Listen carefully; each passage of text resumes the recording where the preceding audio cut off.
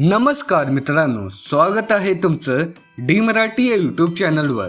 आज आपण एका अशा महान व्यक्तीबद्दल बोलणार आहोत ज्याचे नाव ऐकताच मनात भक्ती आणि श्रद्धा जागृत होते। त्यांचं नाव आहे श्री दत्त गुरु। श्री दत्त म्हणजे केवळ एक नाव नाही, तर ते एक आध्यात्मिक शक्ती, एक प्रेरणास्थान आणि लाखो भाविकांचे आधारस्तंभ आहे। त्यांचे जीवन, त्यांचे चमत्कार आणि त्यांच्याशी निगडीत रहस्य ही आपल्या भारतीय संस्कृतीचा अविभाज्य भाग आहे।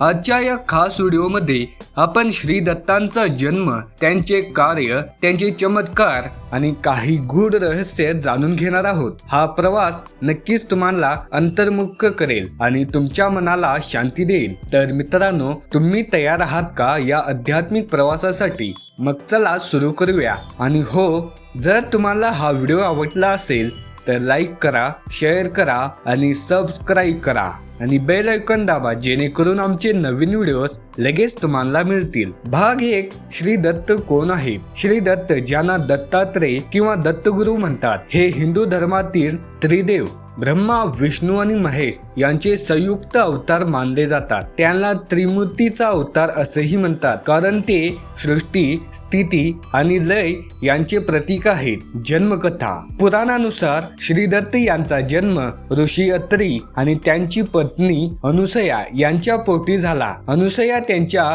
पतिव्रत धर्म आणि तपश्चर्येसाठी प्रसिद्ध होत्या। त्रिदेवांनी त्यांच्या तपश्चर्येची परीक्षा घेतली। जेव्हा अनुसयाने आपल्या तपोबलाने त्रिदेवांना लहान बालक बनवले, तेव्हा त्रिदेवांनी प्रसन्न होऊन त्यांना वरदान दिले की ते स्वतः त्यांच्या पुत्र रूपाने जन्म घेतील। यातूनच दत्तात्रेय यांचा जन्म झाला। श्री दत्तांचे स्वरूप खूपच अनोखे आहे।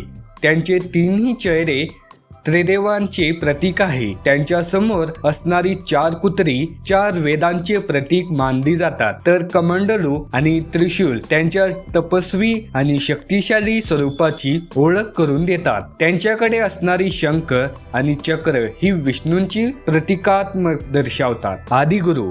श्री दत्तांना आदिगुरु म्हणून ओळखले जाते, कारण त्यांनी योग, ध्यान आणि अध्यात्माचा मार्ग अनेकांना दाखवला। त्यांचे शिष्य जसे की परशुराम, अर्जुन आणि यदू यांनी त्यांच्या मार्गदर्शनाखाली महान कार्य केली। भाग 2, श्री दत्तांचे जीवन कार्य, 24 गुरूंचा संदेश। श्री दत्तांचे जीवन हे साधेपणाचे आणि विश्वातून शिकण्याचे प्रतीक आहे। त्यांनी सांगितले की त्यांनी 24 गुरूंना मानले, ज्यात सूर्य, चंद्र, पृथ्वी, सागर, वारा, अग्नी, साप, मधमाशी, मासा, अगदी वृक्षक यांचीही समावेश आहे। यातून त्यांनी हा संदेश दिला की जीवनात प्रत्येक गोष्टीतून आपण काहीतरी शिकू शकतो। उदाहरणार्थ, सूर्याकडून त्यांची निस्वार्थीपणा शिकला, तर सापाकडून त्यांनी जीवनातील बदल स्वीकारले। नाथ संप्रदाय आणि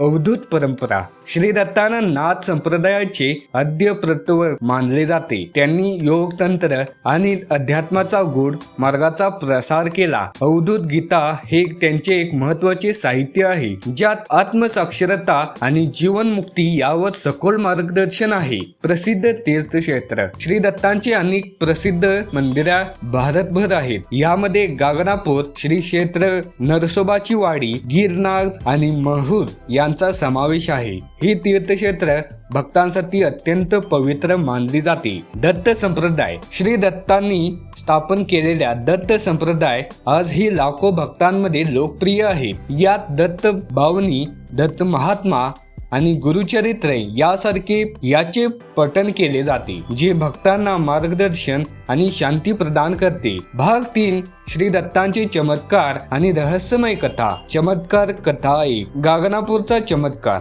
गागनापूर येथे एक भक्ताला दीर्घकाळ आजाराने ग्रासले होते। त्याने श्री दत्तांचे नाव घेऊन गागनापूरच्या मंदिरात प्रार्थना केली। एक रात्री त्याला स्वप्नात श्री दत्तांनी दर्शन दिले आणि त्यांना एक औषधी वनस्पती सांगितली। त्या औषधाने तो पूर्णपणे बरा झाला। ही कथा आजही गागनापूरमध्ये प्रसिद्ध आहे।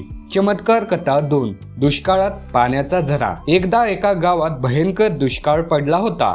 गावकरी पाण्यासाठी व्याकुळ झाले होते. तेव्हा एका साधू रूपातील व्यक्ती गावात आली आणि त्याने जमिनीवर त्रिशूल टेकावले. तेथे एका पाण्याचा झरा निर्माण झाला, जो आजही त्या गावात आहे. गावकऱ्यांना विश्वास आहे की तो साधू श्री दत्तच होते. रहस्यमय स्वरूप. श्री दत्तांचे स्वरूप गूढ आहे. ती कधी साधू, कधी भिकारी, तर कधी राजा अशा विविध रूपात भक्तांना दर्शन देतात. असे मानले जाते ते आजही हिमालय, गिरनार किंवा शीर्षेल येथे तपस्येमध्ये लीन आहेत आणि गरज पडल्यास भक्तांना मार्गदर्शन करतात.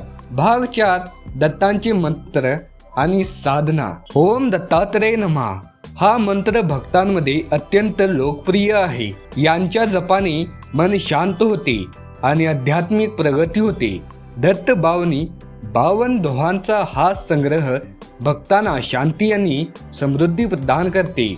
गुरुचरित्र हे दत्त संप्रदायाचे प्रमुख ग्रंथ आहे, ज्यात श्री दत्त आणि त्यांच्या शिष्यांचे चरित्र आहे. भाग 5. श्री दत्तांचा संदेश आणि आजच्या काळातील महत्त्व. श्री दत्तांचा संदेश आजच्या काळातही तितकाच प्रासंगिक आहे. त्यांनी सांगितले की साधेपणा, प्रामाणिकपणा आणि अध्यात्म यांचा समतोल जीवनात आवश्यक आहे.